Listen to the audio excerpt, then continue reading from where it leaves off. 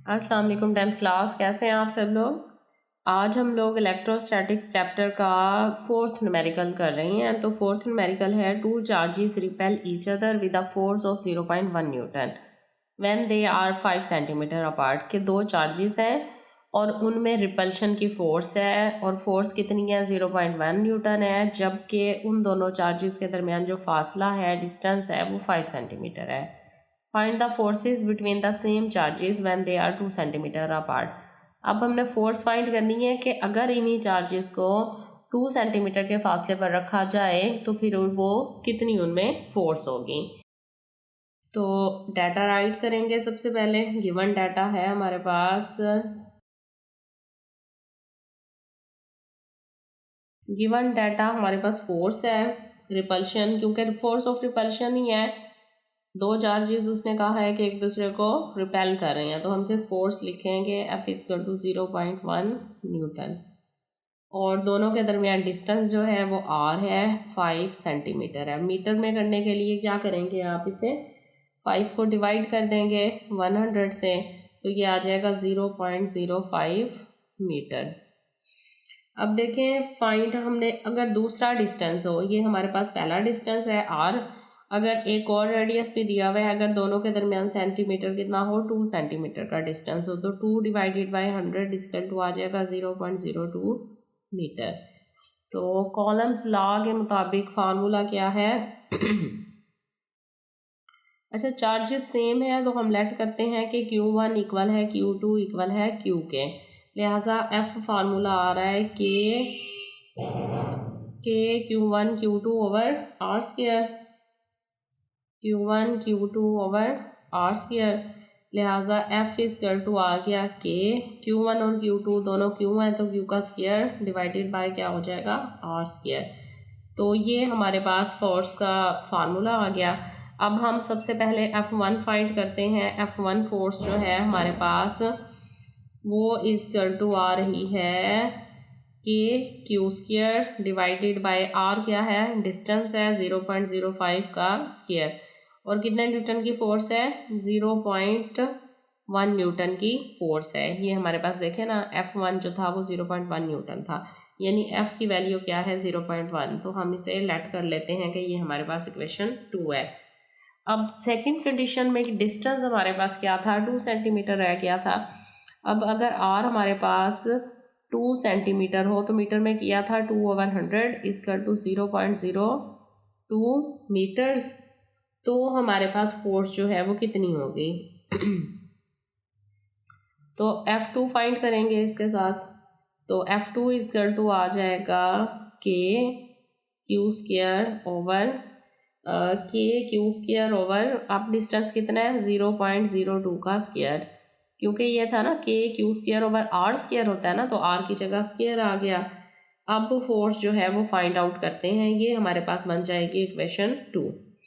अब हम इक्वेशन 1 को और 2 को डिवाइड करेंगे, तो यहाँ पर हम डिवाइड करेंगे, लिखेंगे डिवाइडिंग इक्वेशन 2 बाय 1 को 2 से डिवाइड करेंगे तो 1 इक्वेशन हमारे पास क्या बनेगी, यहाँ पर डिवाइड करेंगे F2 डिवाइडेड बाय 0.1 इक्वल आ जाएगा दोनों का डिस्टेंस 0.05 का स्क्वायर डिवाइडेड बाय 0.02 का स्क्वायर इक्वल टू, ये हो जाएगा स्क्वायर लेके 25/4, क्योंकि के क्यू स्क्वायर के साथ तो ख़त्म हो जाएगा।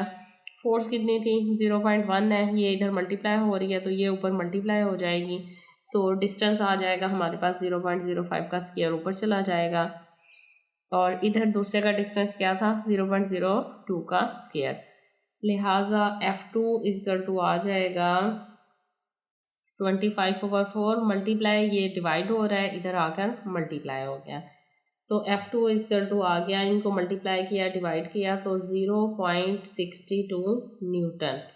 तो ये हमारे पास जो है, अगर फासला जो है वो 2 सेंटीमीटर आ जाए चार्जेस का, तो उनकी फोर्स कितनी आ जाएगी 0.62 मीटर आ जाएगी। इस स्टेप को आप दोबारा देख सकते हैं, देखें 2 को डिवाइड कर रहे हैं ना हम इससे, तो 2 क्या था, हम अगर लिखें यहाँ पर F2 divided by F1 equal F2 किसके इक्वल है, देखें Q के स्क्वायर डिवाइडेड बाय 0.02 का स्क्वायर, और डिवाइड क्या F1 किसके इक्वल था, F1 था जी के Q स्क्वायर डिवाइडेड बाय 0.05 का स्क्वायर। तो F2 हमारे पास है यहाँ पर, F1 है, F2 नहीं है।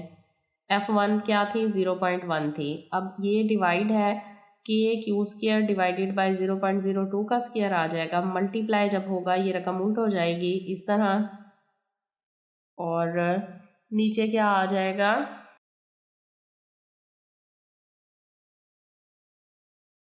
नीचे यहाँ पर के क्यू स्क्वायर। अब देखें ये कट गया तो F2 डिवाइडेड 0.1 इक्वल टू आ गया 0.05 का स्क्वायर डिवाइडेड बाय 0.02 का स्क्वायर। देखें ये स्टेप मैंने डायरेक्ट कर दिया था यहाँ पर शॉर्ट, कि इतनी कैलकुलेशन करने की ज़रूरत नहीं है, बस F2 को जब आप F1 से डिवाइड करेंगे तो यही हमारे पास आएगा, के क्यू स्क्वायर से कट जाएगा।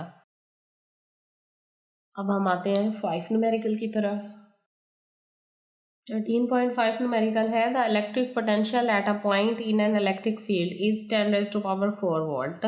के इलेक्ट्रिक पोटेंशियल हमारे पास जो है 10⁻⁴ वोल्ट है। If a charge of 100 mu coulomb is brought from infinity to this point, infinity लामहदूद फासले से अगर हम चार्ज जो है 100 म्यू कॉलम का लाते हैं वहाँ तक, what would be the amount of work done on it, तो हमें उस पर कितना वर्क जो है वो करना पड़ेगा। तो सबसे पहले क्या है, इलेक्ट्रिक पोटेंशियल दिया हुआ है,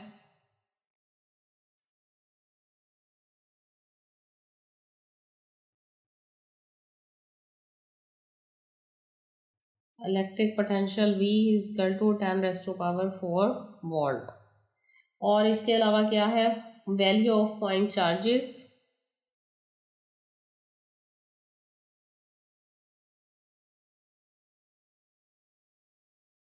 वैल्यू ऑफ पॉइंट चार्जेस नहीं है, charge Q is equal to है 100 म्यू कॉलम। अब म्यू 10⁻⁶ के इक्वल होता है, तो ये आ जाएगा 100 मल्टीप्लाई म्यू की जगह क्या आएगा 10⁻⁻⁶ कॉलम। फाइंड हमने क्या करना है, वर्क फाइंड करना है कि वर्क डन कितना वर्क होगा।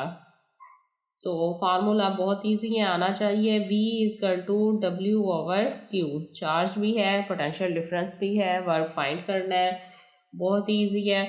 तो Q इधर मल्टीप्लाई हो जाएगा तो ये आ जाएगा V × Q is equal to W। तो W इज इक्वल टू है V × Q, वैल्यूज पुट करें, V क्या है 10⁻⁴ और Q क्या है 100 × 10⁻⁻⁶। अब देखें अगर पावर में कर लें, ये भी 10⁻⁴ है, ये 10⁻² आ जाएगा और ये 10⁻⁻⁶, लिहाजा 10 की पावर 4 + 2 - 6 क्या हो जाएगा, ये +4 और -6 दोनों कट गए, 6 + 6 और -6 दोनों कट गए, पावर क्या आ गई 0। W इज इक्वल टू 10 की पावर 0, और जिसकी पावर 0 होती है वो किसके बराबर होता है 1 के इक्वल होता है, लिहाजा आंसर हमारे पास क्या आ गया 1 जॉल जो है वो वर्क डन हो रहा है जी। नेक्स्ट न्यूमेरिकल है 6, a point charge of +2 coulomb is transferred from a point at potential 100 volt to a point at potential 50 volt, की एक पॉइंट चार्ज है 2 कॉलम का जो 100 वोल्टेज से पोटेंशियल कितना है 50 वोल्टेज तक जो है वो क्या कर रहा है, चार्ज चेंज ट्रांसफ़र हो रहा है। What would be the energy supplied by the charge, तो कितनी एनर्जी उसे सप्लाई करने पड़ेगी। तो सिंपल से शॉर्ट न्यूमेरिकल है, डाटा राइट करें, डाटा हमारे पास जी है, वैल्यू है चार्ज की, चार्ज हमारे पास क्यू है कितना है +2 कॉलम, और उसके बाद क्या है पोटेंशियल डिफरेंस है वोल्टेज है, तो पोटेंशियल एट पॉइंट ए हम लेट कर लेते हैं, एक पॉइंट का नाम ए, तो ए पॉइंट पर हमारा वी ए जो है वो कितना आएगा 100 वोल्ट है।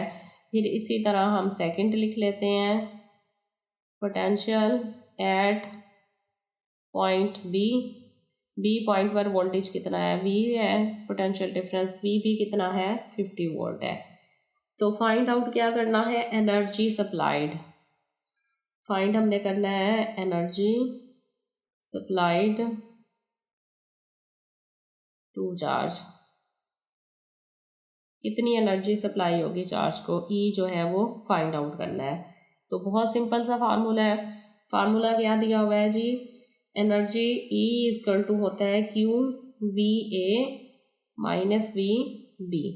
तो वैल्यूज पुट करते हैं यहाँ पर, E equal to Q V A plus V B.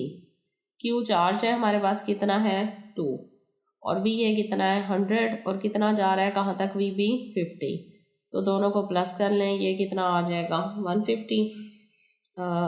Sorry ये माइनस का फार्मूला है, V A minus V B. तो आंसर कितना आ जाएगा, 100 में से ये गया तो सिर्फ 50 आंसर आएगा। अब 2 को 50 से मल्टीप्लाई करेंगे तो ये हो जाएगा 100 जॉल। तो एनर्जी कितनी चाहिए, 100 जॉल एनर्जी चाहिए। ये हमारा छोटा सा न्यूमेरिकल था। अब नेक्स्ट ही हम लोग करते हैं इसी के नीचे 13.7।